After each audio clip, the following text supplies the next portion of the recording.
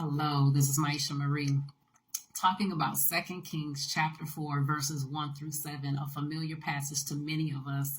And I love how over the years we've heard it preached and taught about the oil and the overflow of the oil. But what stood out to me when I read this was, first of all, the woman had an issue. She had money issues. She had money problems, and the creditors were knocking on her door. How many of us have experienced that before? But when she went to the man of God, when she went to Elisha to basically seeking for help, he asked her, "What do you want me to do about it?" Basically, what is it that you think I should be able to do, or what is it that you think I can do for you?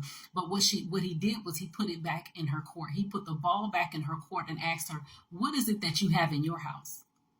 And her response was, "I don't have much except a pot of oil."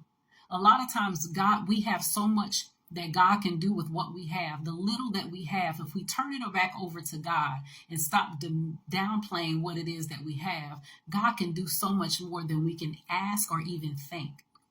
So then he gave her instructions. He's like, "Okay, you got the oil.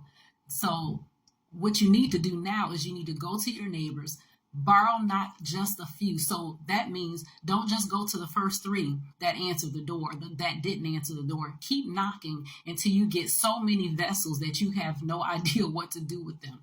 Then he told her, once you get those vessels, go back to your home, shut the door, do the work behind closed doors. And once all those vessels were full, that's when the oil stopped. That's when the oil stopped flowing, when all the vessels were full.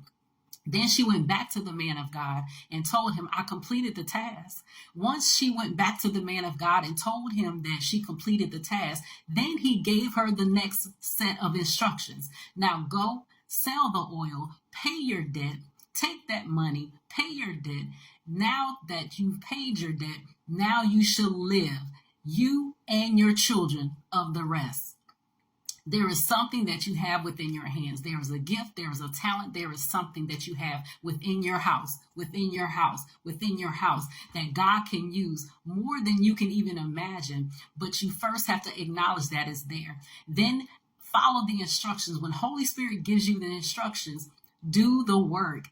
Be disciplined, be consistent, and do the work. I'm preaching to the choir right here.